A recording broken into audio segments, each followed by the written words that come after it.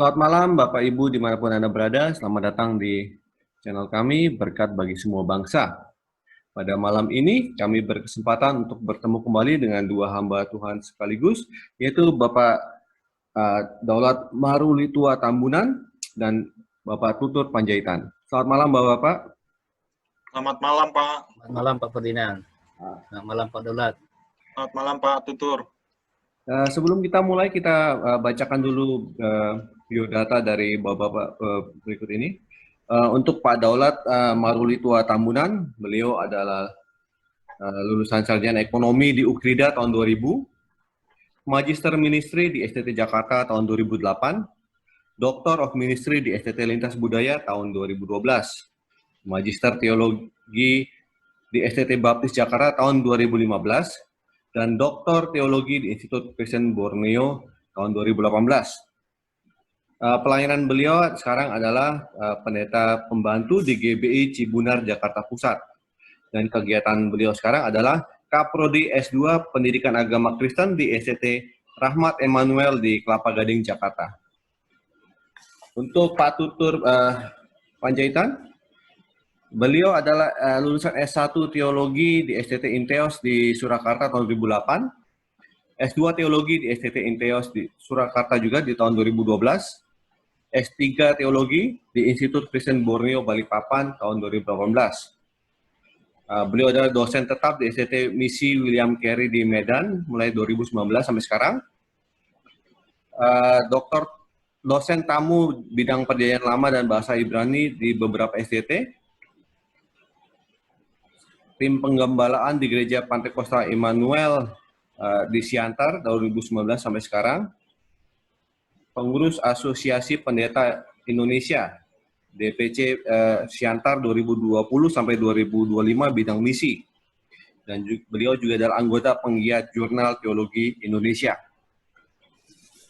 Oke, Bapak-bapak, topik hari ini adalah pernikahan beda agama, ditilik dari biblikal dan pastoral. Sekarang pernikahan beda agama, kita di Indonesia ini kita tidak boleh pungkiri bahwa karena banyaknya penduduk di Indonesia dan ragamnya agama di Indonesia, seringkali terjadi pernikahan beda agama. Sekarang di dalam iman Kristen, apa pandangan iman Kristen mengenai pernikahan beda agama? Mungkin kita mulai dari Pak Tutur dulu dalam bidang biblikal. Apa pandangan Alkitab, Pak, mengenai pernikahan beda agama? Ya, kalau bicara dari sudut Alkitab, berarti saya harus dari seluruh kitab ya, kanon.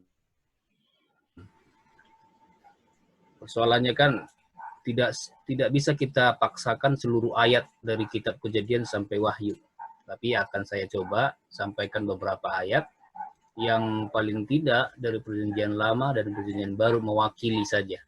Mewakili apa pandangan kekristenan. Dalam kata lain, apa kata Alkitab soal perkawinan beda keyakinan, beda iman. Itu istilahnya bisa dipakai ya Pak? Ya.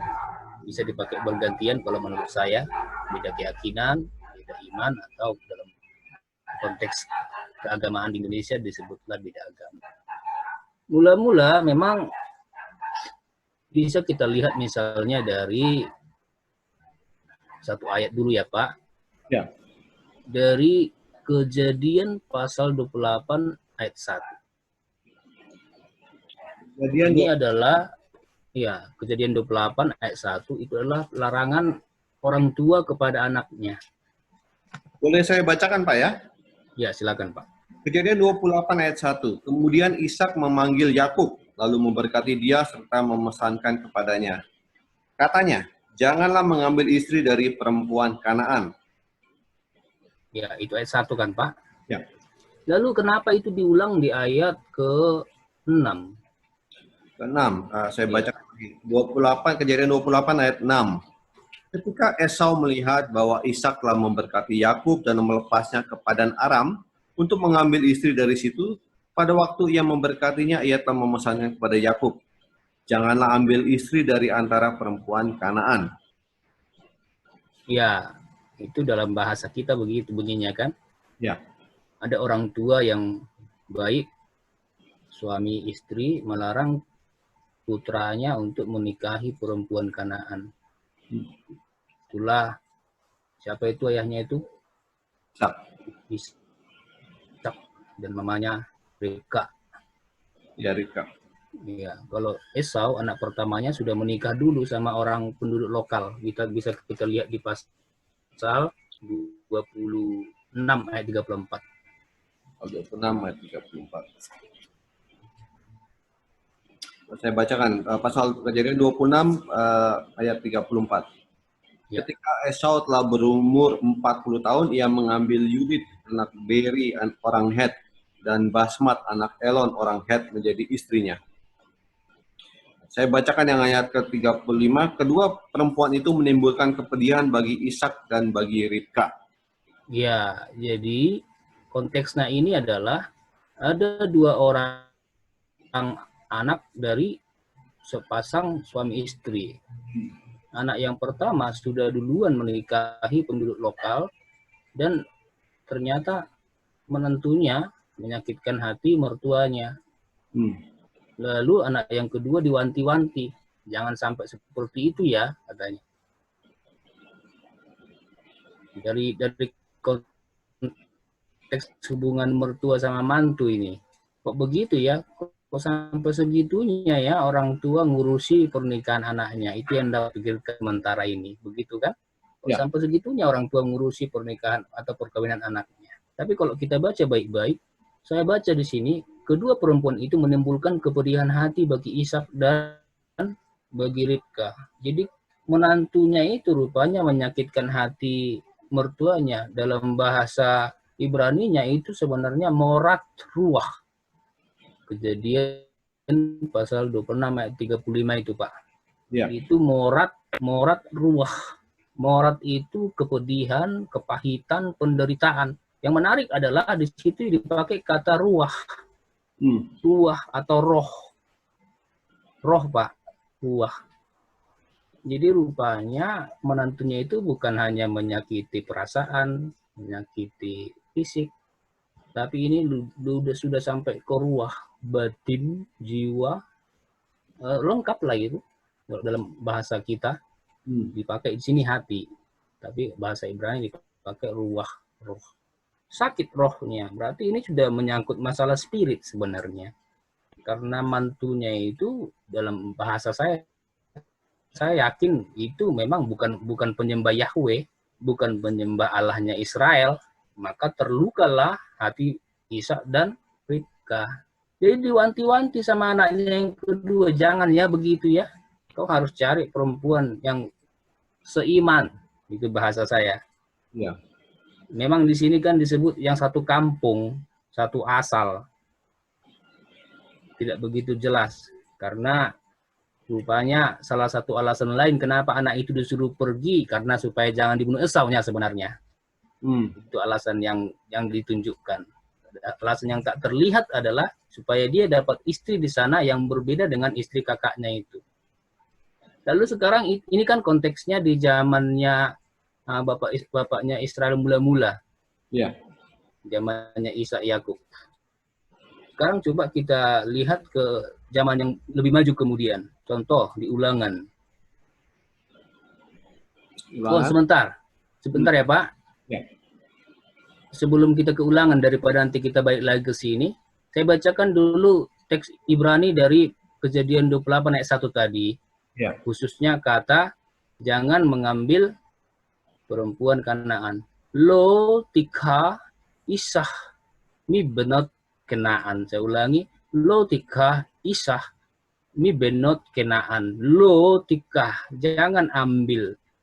Jangan akan ambil, karena ini imperfect, karena kan belum diambil. Jadi jangan ambil wanita Aisyah mi benot dari putri Kanaan.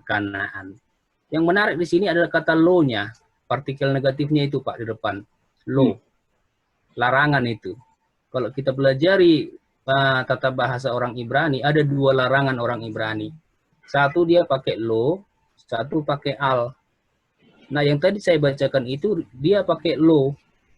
Lo adalah larangan keras, atau dalam bahasa lain larangan permanen. Jangan ditawar, jangan pernah dilanggar. Itu lo.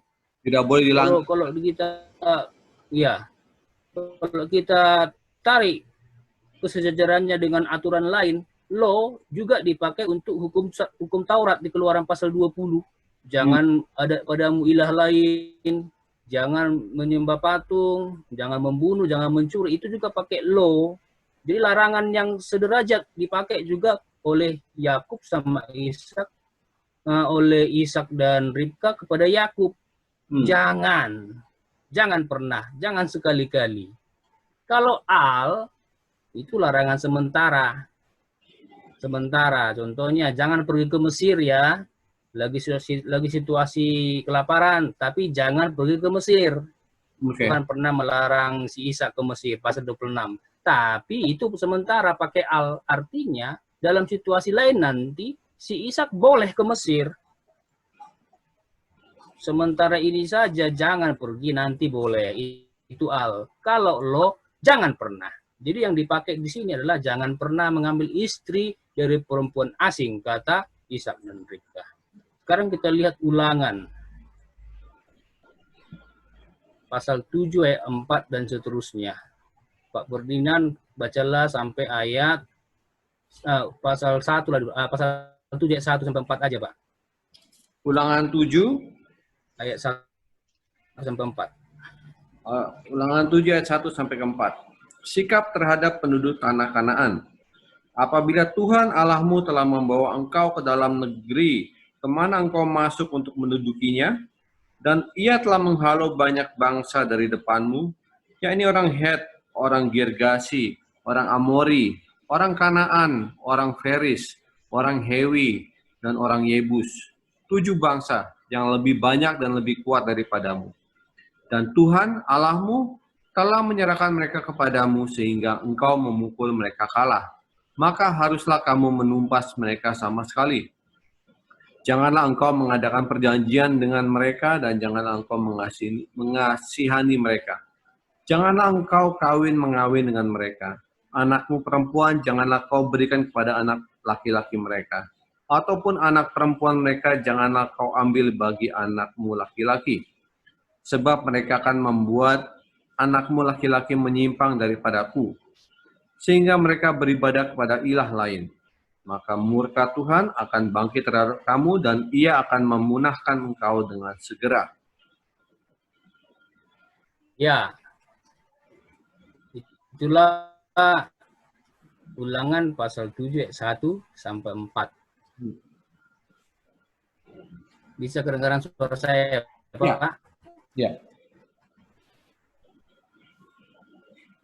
Ya, itulah Ulangan pasal 7 ayat 1 sampai 4. Kalau kita pahami baik-baik, ini adalah semacam khotbah perpisahan Musa kepada bangsa Israel di seberang Sungai Yordan. Sebelum bangsa itu menyeberang ke Kanaan. Jadi Musa berkhotbah, atau dalam arti lain menasehati, memberikan petuah-petuah, mengingatkan Israel akan pengalaman mereka di gurun dan mengingatkan mereka akan firman Tuhan, termasuk sikap mereka seharusnya terhadap kesamaannya dan terhadap orang luar. Nah, yang kita baca tadi itu termasuk adalah bagaimana mereka bersikap kepada orang luar yang tak percaya kepada Allah Israel, Yahweh itu. Kalau mereka nggak percaya, ya jangan kau gabung sama mereka, kata Musa. Jangan. Di sini pun yang dipakai lo. Jangan, lo katanya. Jangan mengawin dengan mereka itu. Apa kata Tuhan di situ? Alasannya. Di sini Tuhan memberikan alasannya ya lewat Musa ya. Lewat Musa Tuhan memberikan alasan kenapa dilarang mengawini yang tidak percaya. Disebutkan di situ. Ayat 4. Sebab mereka akan membuat anakmu laki-laki menyimpang daripada aku. Jadi alasannya adalah alasan penyembahan. Kalau sudah mengawini yang beda iman, beda keyakinan, ya mau gimana lagi dia mau menyembah ilahnya kita, Allah kita, Yahweh itu. Yang pasti dia juga menyembah yang dia yakini itulah. tidak lagi sepaham, seiman, beda iman. Karena itu akan sangat mungkin bahwa yang beda iman itu akan menarik orang Israel itu untuk menyembah ilah lain. Itulah yang Tuhan bilang. Jangan ya, kata Tuhan.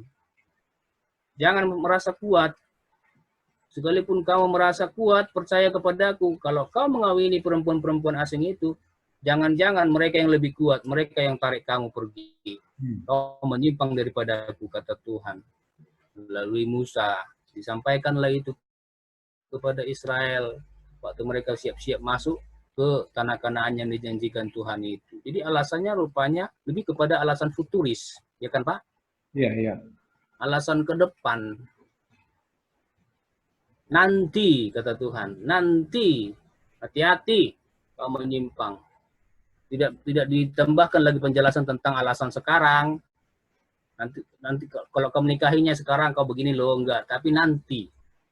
Pikirkan ke depan, kata Tuhan. Masa depanmu. Jadi, dapat saya tarik sedikit kesimpulan pertama ini. Tuhan memang melarang perkawinan atau pernikahan beda iman, beda keyakinan. Sejak mulanya, sejak ketika orang Israel itu sudah mulai bergaul dengan bangsa-bangsa asing. Jangan ya, katanya. Apakah larangan itu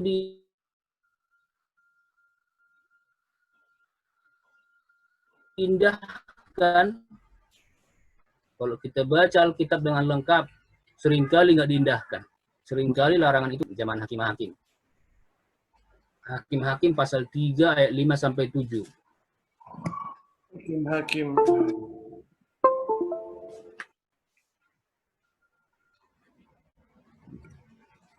Hakim-Hakim pasal 3 ayat 5 sampai 7.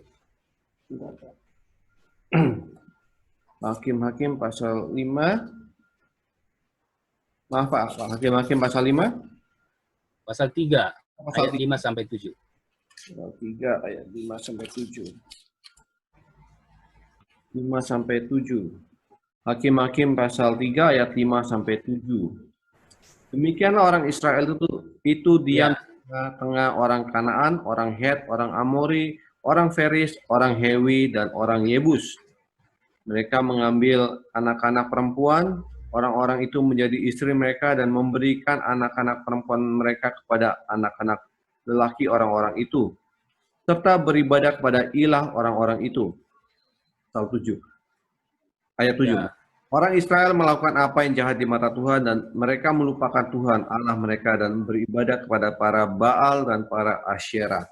Ya, jadi apa yang Tuhan sudah bilang itu terjadi. Memang betul. Betul, bangsa itu waktu mereka menikahi perempuan-perempuan asing yang tidak percaya kepada Allah mereka, ya ikut akhirnya terseret. Menyembah Baal, menyembah Asyera, terseret mereka. Ya.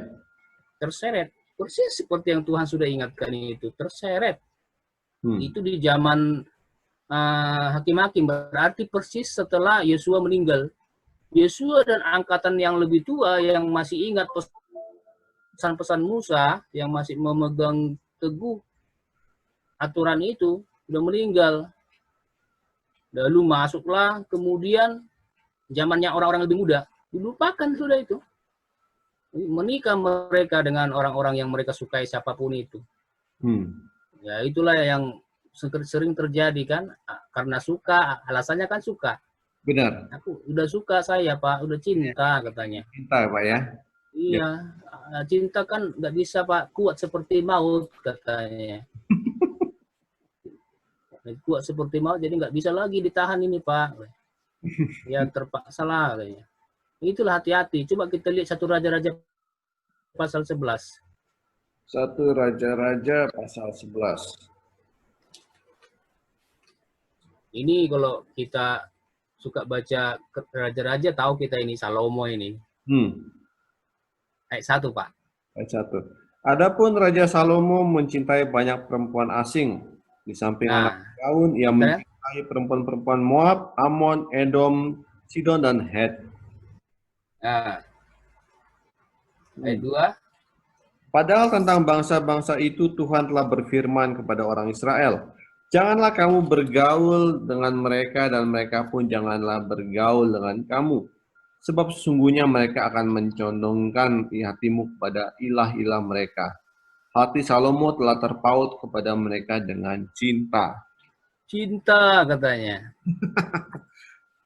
Iya kan? Itu sering menjadi alasan. Katanya itulah alasan paling kuat. Sudah cinta, saling cinta. Ah, ini contoh ini.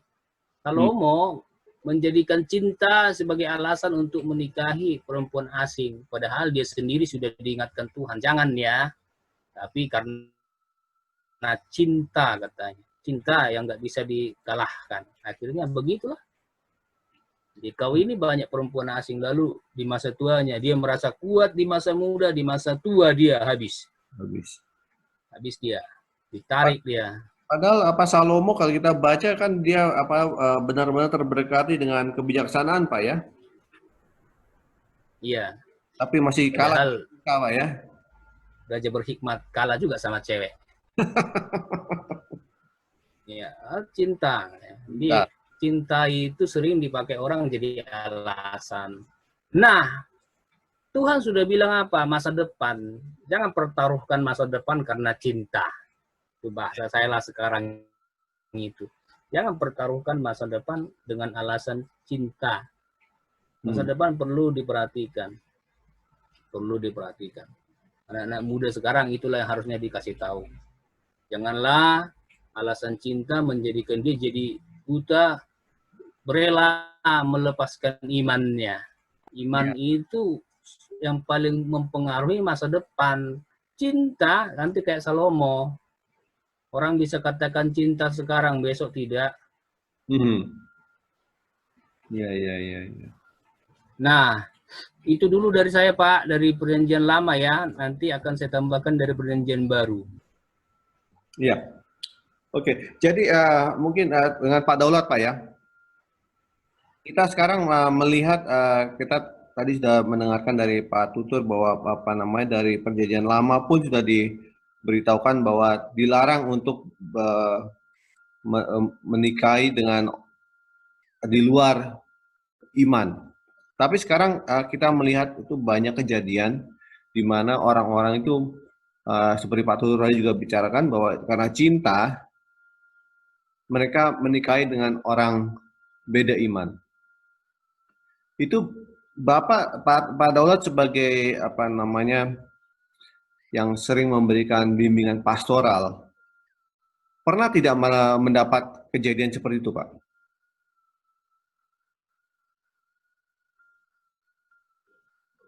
Ya, sering ya. Ini tidak hanya persoalan pada zaman dahulu, perjanjian lama. Ini juga dipakai ya pada masa kini ya. Anak-anak sekarang itu tidak begitu mempersoalkan iman lagi, seiman lagi ya. Tapi lebih kepada mempersoalkan cinta itu. Ya. Cinta itulah yang seringkali melandasi orang melakukan perkawinan beda agama atau berbeda iman. Ya, kalau sudah cinta, ya nantilah itu bisa diatur gitu ya. Bahasanya begitu. Itu kan nanti bisa saya bawa ke Kristen, ya. Nanti itu saya bisa bawa ke gereja, ya. Nah, seringkali itu jadi alasan. Yang penting kami menikah dulu karena kami sudah cinta, saling mencintai begitu ya. Ya. Nah, ini yang menjadi persoalan selanjutnya seperti yang dibilang Pak Tutur ya. Masa muda, happy, dan ketika menjalani pernikahan ternyata timbul atau banyak konflik yang terjadi. Ya, ditambah lagi ketika sudah mempunyai anak. Ya. Anak itu adalah anugerah kasih Tuhan ya. Tapi persoalannya menjadi lebih rumit, lebih kompleks. Mereka akan diajarkan dengan iman apa?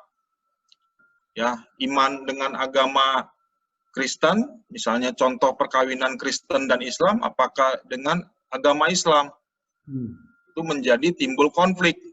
Anak-anak menjadi kehilangan identitas rohani. Ya, identitas rohani yang sebenarnya yang harus mereka dapat menjadi hilang, ya. Begitu, Pak. Sekarang apa namanya, apabila ini terjadi, kalau kita mengambil contoh, apabila ini terjadi, apa yang biasanya dilakukan oleh gereja atau bimbingan rohani, bimbingan pastoral? Mungkin Bapak bisa membagikan sedikit apa yang dilakukan untuk pasangan seperti begini. Ya, sebelum melangkah ke situ, memang kalau kita melihat ada beberapa persoalan ya, yang terjadi pada orang yang menikah beda agama. Pertama dari segi iman Kristen. Ya, persoalan ini bisa dipersoalkan dan dipercakapkan orang. Pertama itu persoalan pertama.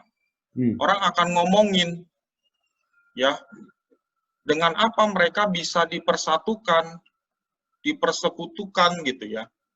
Kalau salah satu pasangannya beragama lain. Kalau misalkan begitu, berarti mereka tidak mungkin bisa nikahkan di gereja dong, Pak ya? Ya, kalau aturan pernikahan agama di Indonesia ini kan harus seiman, Pak. Seiman, ya. Iya. Jadi kan biasanya pasangan itu akan ada perjanjian sebelumnya. Ada pasangan yang tetap dengan prinsip agamanya masing-masing, dia sepakat akan menikah di gereja, habis itu menikah di masjid atau di Islam gitu ya, atau di vihara atau di tempat ibadah yang lain sesuai dengan kepercayaan pasangannya. Bisa saja ada pasangan seperti itu. Saya punya teman begitu. Ya, mereka ada perjanjian, ya. Setelah menikah di Kristen, mengucapkan pengakuan iman, lalu mengucapkan pengakuan iman juga di agama lain. Ya, begitu Pak. Jadi ini jadi percakapan gitu ya, persoalan, ya, sehingga mau nggak mau sebagai pasangan beda agama ini harus tetap mau atau untuk mengerti atau mempelajari agama pasangannya. Apalagi pasangan yang tidak Kristen akan sulit memahami atau menerima arti dan fungsi iman di dalam perkawinan mereka kalau pasangannya beda agama. Iya. Nah, yang kedua, persoalan yang kedua, perkawinan yang harmonis dan bahagia itu adalah perkawinan yang dilandasi atau disempurnakan oleh kasih Kristus. Nah, kalau pasangannya beda agama, bagaimana mereka melandasi pernikahan mereka dengan kasih Kristus? Ya, ini persoalan lagi. Persoalan kedua ini. Ya. Lalu persoalan beda agama, pasangan suami istri dapat beribadah bersama bagaimana? Ya, tidak mungkin. Berdoa bersama nggak? Tidak mungkin. Atau datang ke gereja bersama nggak? Ya. Ini jadi sulit, ya. Akhirnya tidak jarang suami atau istri akan merasakan kesepian secara religius atau psikologis. Ya. Nah, yang keempat, perkawinan agama akan memegang prinsip sesuai dengan agama mereka masing-masing. Nah, hal ini akan menjadi menyulitkan mereka ketika mengambil keputusan bersama dalam memecahkan persoalan bersama. Karena seringkali persoalan atau pemecahan bersama itu menyangkut iman. Ya. Dan yang kelima tadi persoalan anak-anak. Ya. Lalu yang keenam, bila salah satu pasangan sangat dominan, tidak jarang bahwa pasangannya yang berpindah agama akan ikut kepada agama pasangannya kalau salah satu pasangan itu sangat dominan. Nah, ini persoalannya. Nah, bagaimana mengatasinya ya? Sikap positif yang harus dihadapi oleh suami istri yang beda agama ini. Yang pertama, kita mesti pasangan itu menerima dan memahami pasangan sebagaimana adanya. Nah, ini ya. Memberi perhatian dan penghargaan kepada pasangan dan agamanya.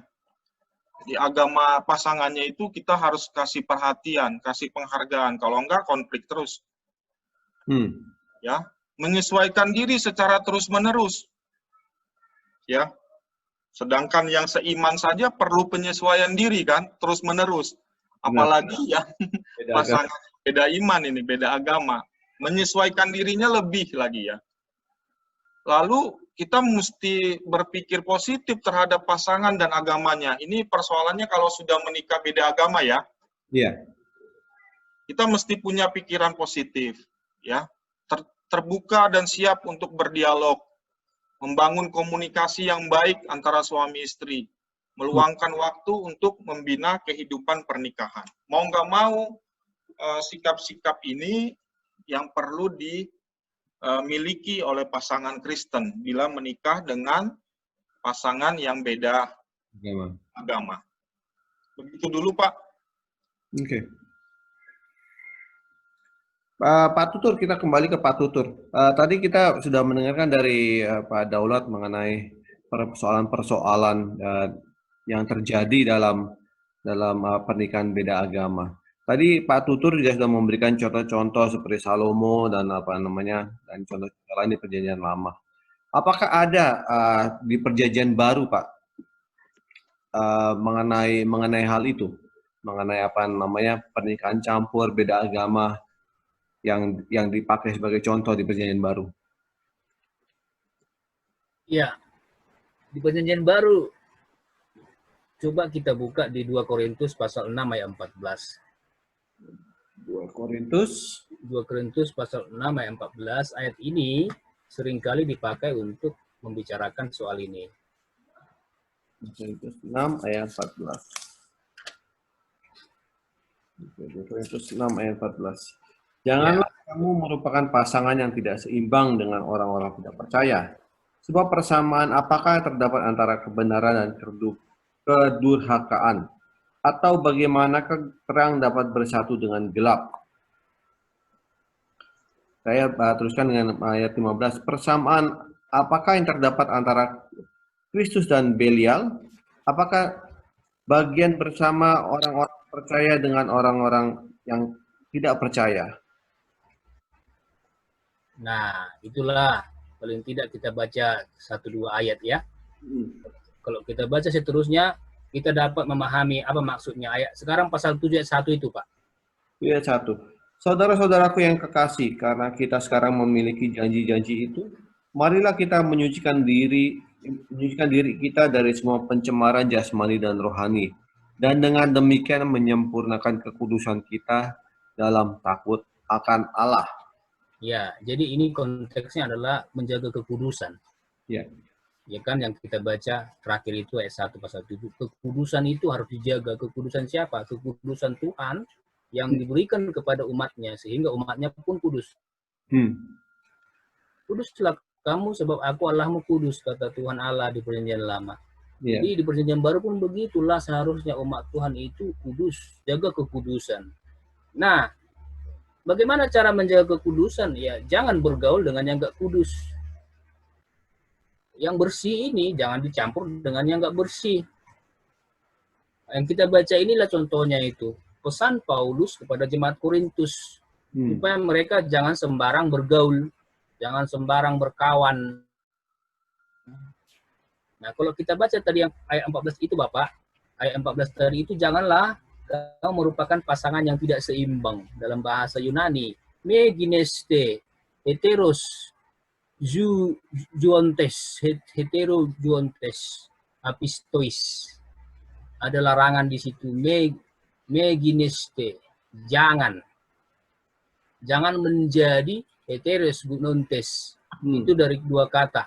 Hetero lain sama jugos, timbangan.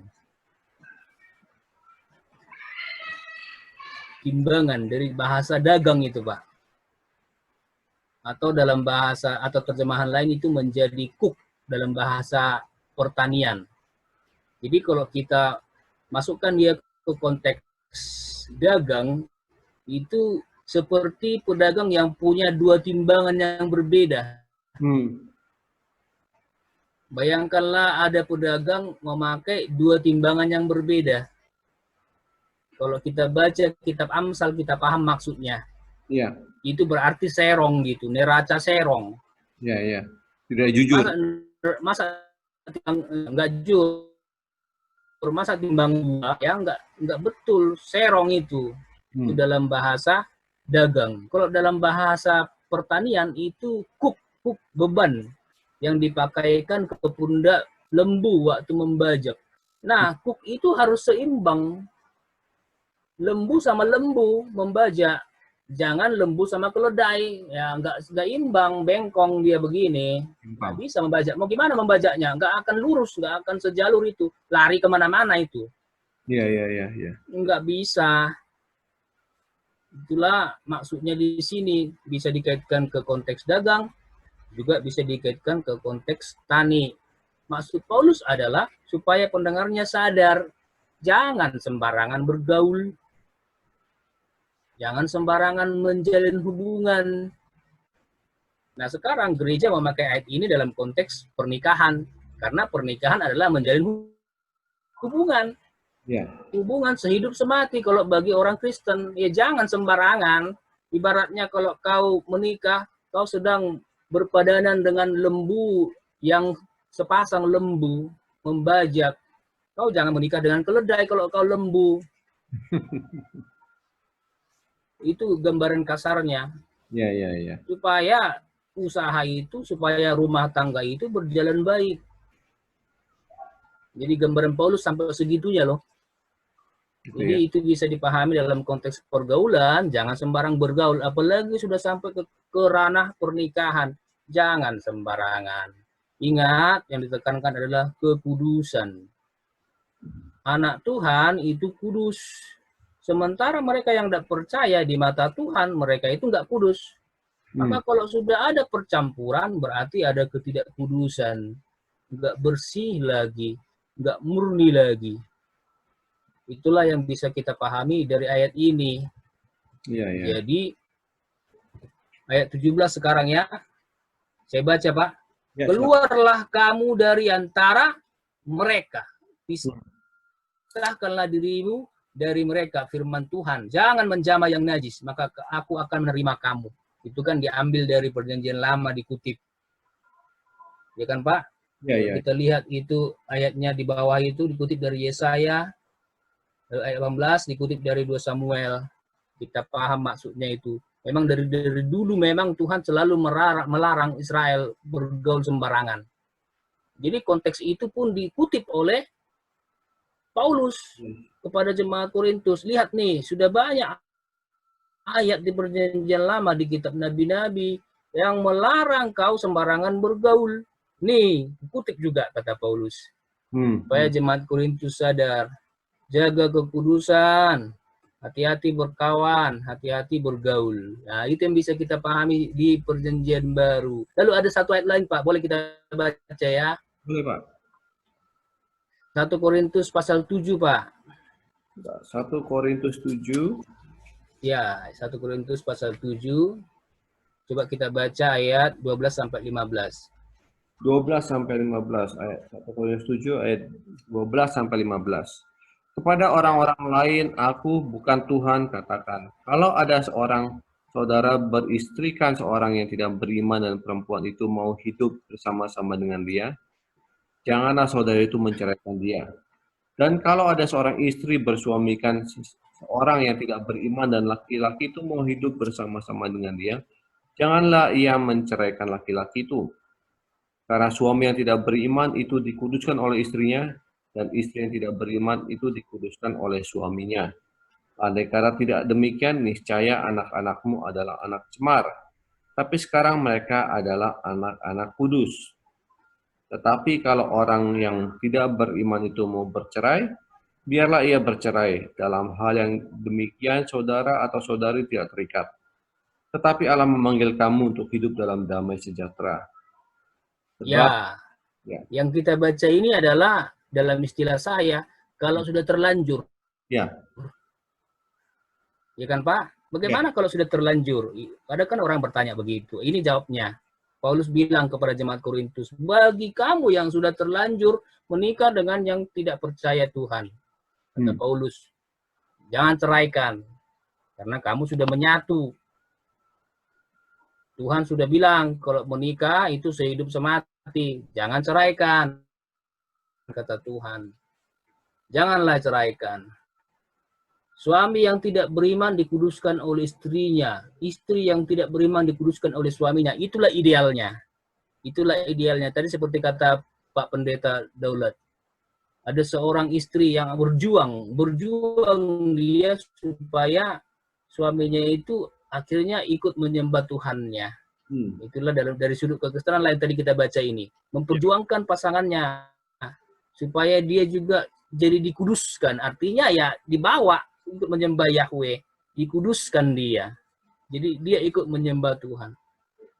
Itu bagus, itulah yang bagus, ideal itu. Tapi apakah Anda yakin Anda bisa seperti itu? Itu kan harus ditanya juga kepada mereka itu yang mau menikah beda agama itu. Benar, benar. Apakah Anda yakin bisa? Kalau lihat nih, ayat 14 bagian B. Andai kata tidak demikian, niscaya anak-anakmu adalah anak cemar. Artinya apa? Andai kata kau gagal, anakmu anak cemar.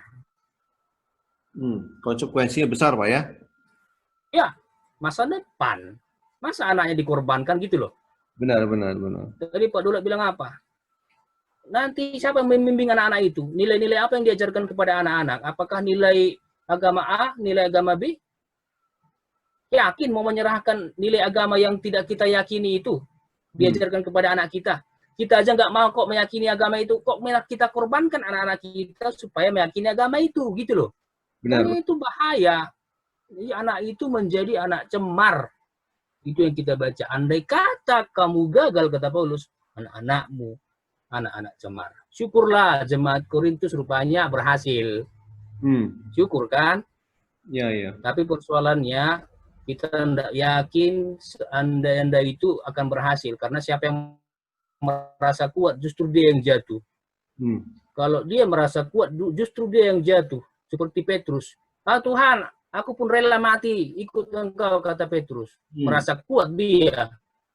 Kawan-kawannya nggak berani ngomong. Padahal Petrus yang merasa kuat. Menyangkal. Dia duluan yang jatuh. Ya. Dia duluan yang jatuh. Saking parahnya sampai dia menyesalinya, menangis-nangis dia. Benar. Merasa kuat, jatuh duluan. Jadi kalau ada seseorang yang berkata, aku akan injili kawanku itu, pacarku itu, hati-hati, itu bahasa sombong. Merasa kuat dia. Si iblis dengar itu. Benar. Karena si iblis selalu menunggu dia kesempatan. Didengarnya, apa yang kau katakan itu, tunggu aja, kata dia. Tunggu, kita mainkan, katanya. Benar. Betul nggak kau berhasil? Hati-hati bagi yang merasa kuat. Justru engkau yang akan diserang paling kuat. Nah, jadi Paulus bilang, kalau sudah terlanjur diperjuangkanlah pasangannya itu. Tapi kalau kau gagal memperjuangkan, hati-hati anakmu itu anak cemar. Jadi kalau belum terlanjur, kalau belum terlanjur, berdasarkan ayat-ayat yang kita baca tadi itu, biarlah calon pasangan itu percaya dulu. Biarlah calon pasangan itu percaya dulu, baru menikah. Kalau calon pasangan itu tidak mau percaya, tidak mau beriman kepada Tuhan Yesus, ya enggak usah. Sudahlah, cinta itu kan perasaan manusia itu kan ada kadarnya masing-masing. Benar. Serahkan sama Tuhan. Tuhan kasih cinta yang sesungguhnya nanti. Ingat masa depanmu dan utamanya masa depan anak-anakmu. Ya kan? Ya. Bagi seseorang yang siap berumah tangga kan dia harus pikirkan itu. Bukan cuma dirinya lagi yang dia pikirkan. Dia harus pikirkan keturunannya. Masa depan anak-anakku ini, siapa yang akan menanamkan nilai-nilai rohani kepadanya? Ya akulah, orang tua lah. Maka aku harus sungguh, keyakinanku harus kuat supaya bisa kutanamkan, kuajarkan juga kepada anak-anak. Jangan malah sebaliknya. Itulah ayat-ayat di Perjanjian Baru yang bisa saya sampaikan, Pak. Silakan, Pak. Terima kasih, Pak. Pak Daulat, kita kembali ke Pak Daulat. Tadi kita baca seperti di Korintus itu yang sudah terjadi. Tadi kita sempat kita bicara juga mengenai bimbingan pastoral ya, Pak ya. Apa masalahnya dengan pernikahan beda agama? Sekarang kalau memang sudah terjadi, Pak Daulat, apa yang bisa kita lakukan? Apa yang di bimbingan seperti apa yang bisa dilakukan dalam hal ini?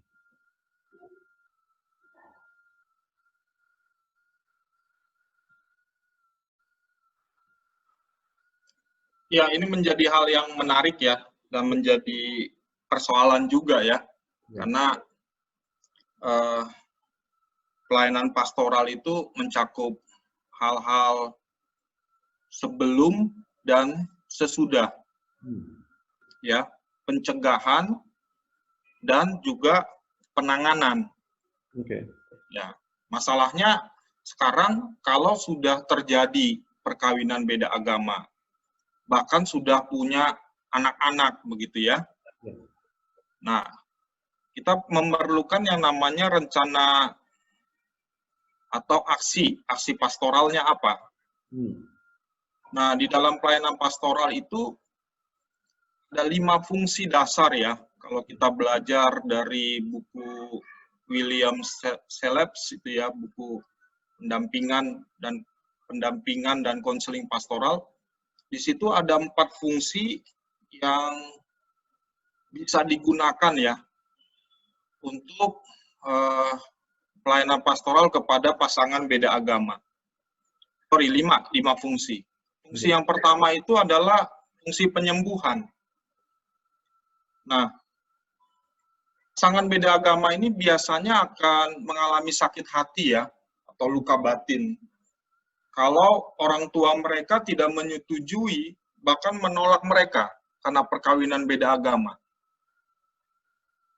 Ya, biasanya akan ada persoalan baru, yaitu luka batin, kepahitan, secara psikologis ya, secara hati juga. Nah, menjadi persoalan dalam rumah tangga mereka kalau salah satu pasangannya itu atau kedua pasangannya itu mengalami sakit hati atau luka batin. Pasti rumah tangganya akan selalu mengalami konflik. Maka diperlukan di sini pelayanan atau fungsi pastoral menyembuhkan. Penyembuhan di sini adalah bagaimana pasangan itu kita bisa lakukan pendampingan atau disebut dengan konseling pastoral. Ya. Konseling pastoral yang disertai dengan pendampingan pastoral. Melalui percakapan dan pendampingan. Tentunya juga kan pendampingan kepada mereka berdua ya.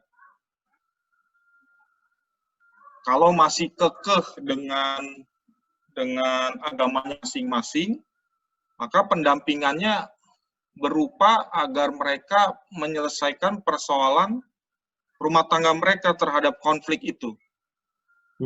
Tentunya luka-luka batin atau sakit hatinya perlu disembuhkan terlebih dahulu. Yang kedua adalah penopangan. Nah, pasangan beda agama tadi saya katakan pasti akan mengalami konflik terus-menerus. Ditambah dengan terluka tadi, lalu konflik, maka di sini diperlukan penghiburan dan penguatan. Biasanya di sini dilakukan dengan cara support group, ada grup-grup. Berarti kita kumpulkanlah pasangan-pasangan beda agama ini dalam kelompok kecil. Nah, di situ mereka saling mencurahkan persoalan mereka, ya, permasalahan mereka, sharing begitu. Nah, di dalam sharing dan kelompok kecil itu disitulah saling support. Ya. Nah, biasanya perkawinan yang seiman juga kan kadang mengalami persoalan ya. Benar. Dan kita juga kan seringkali ya perlu juga support dari teman-teman kita ya. Teman kita, komunitas kita. Apalagi orang yang mengalami perkawinan beda agama yang mengalami konflik ini. Yang ketiga adalah fungsi membimbing. Ya, dalam pelayanan pastoral itu ada fungsi membimbing, digunakan untuk mereka yang masih pacaran, ya, masih pacaran, tapi beda agama. Biasanya kan di situ mengalami kebingungan tuh, bagaimana mengambil keputusan. Nah, ini baik fungsi pembimbingan ini sebelum, ya, sebelum pasangan itu masuk ke jenjang perkawinan. Ya, bagaimana persoalan-persoalan, kesukaran-kesukaran yang akan mereka hadapi. Nah, itu mesti dikasih tahu. Apalagi mereka ini perkawinan beda agama. Ya, mereka akan menikah dengan pasangan yang beda agama. Nah, disinilah diperlukan seorang konselor, pendeta yang membimbing mereka. Ya, tentunya di sini kan tidak boleh dalam prinsip pelayanan pastoral, konseling itu kan tidak boleh membujuk, tidak boleh mengancam, apalagi memaksa. Oh, kalau mungkin secara biblika, seorang biblika tadi Pak Tutur bilang pakai ayat-ayat gitu, tapi di dalam konsep pelayanan pastoral tidak boleh ada membujuk atau mengancam, apalagi memaksa. Ya. Yang perlu dijelaskan adalah kebenaran Alkitab. Ya, kebenaran Alkitab itu yang tadi yang Pak Tutur katakan. Kebenaran Alkitab itu akibatnya dari perjanjian lama, perjanjian baru itu mesti dijelaskan. Biar mereka sendiri yang mengambil pilihan atau keputusan. Ya. Di sini pelayanan pastoral tidak boleh mengambil alih tanggung jawab orang yang dilayani dalam mengambil keputusan. Biar mereka yang mengambil keputusan, tapi kebenaran itu mesti dijelaskan. Ya. Ya. Yang keempat, fungsi mendamaikan. Ya, di sini adalah kalau pasangan beda agama itu mengalami konflik dengan orang tua atau keluarga mereka yang tidak merestui, ya, karena ada persoalan, maka hubungan-hubungan dengan saudara seiman sering pasti terganggu, atau hubungan mereka dengan Tuhan pasti juga terganggu karena pernikahan mereka itu. Maka kita juga sebagai seorang pelayanan pastoral perlu mendampingi mereka dengan pendamaian, ya, dibantu untuk berdamai kembali dengan orang-orang yang berkonflik, dibantu didamaikan kembali dengan Tuhan. Kelima, yang terakhir, ini yang paling penting menurut saya, list terakhir tapi bukan yang paling terbelakang, tapi ini yang juga yang paling penting. Bagaimana di sini kita melakukan fungsi memelihara. Artinya di sini bahwa pasangan beda agama memiliki potensi-potensi yang seringkali tidak mereka sadari. Ya. Yang bisa ternyata menjadi sumber dialog yang berguna bagi peningkatan kehidupan agama mereka masing-masing. Misalnya, mereka saling cerita tentang keyakinan mereka. Misalnya, seseorang pasangan yang beda agama, contoh misalnya agama Islam, mereka cerita tentang keyakinan mereka tentang Islam, tentang Tuhan menurut agama Islam, lalu pasangan yang Kristen berdialog. Ternyata dalam dialog itu yang Kristen bukannya ngikut, ya, tapi dia malah makin kuat imannya. Oh, ternyata dalam Kristen hal-hal seperti dalam Islam bisa ditingkatkan dalam hal iman Kristen.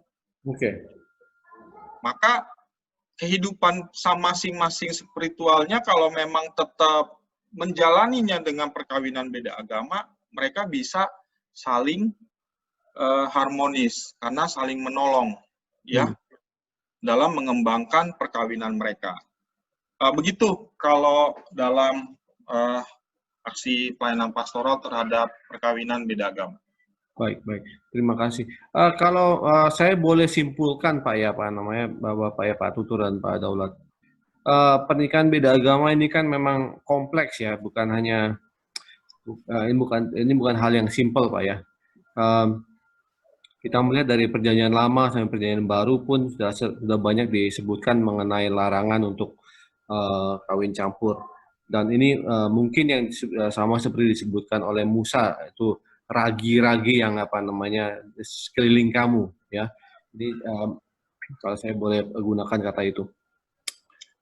Untuk pasangan muda yang akan menikah dan punya pasangan yang beda agama, kalau saya boleh ambil kesimpulan, mungkin mereka pikirkan ulang mengenai alasan mereka mengapa mereka akan menikah.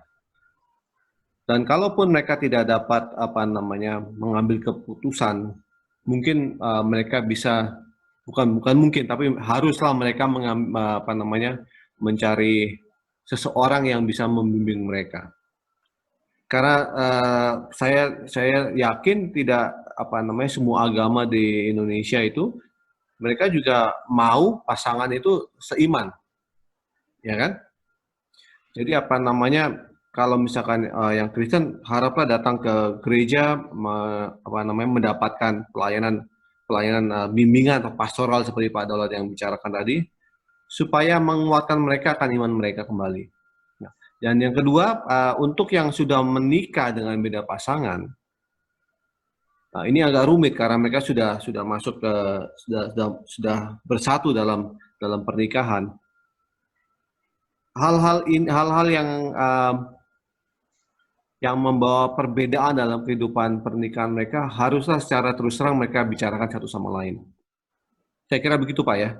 Mungkin dari Pak Tutur dulu, mungkin ada yang mau ditambahkan lagi, Pak?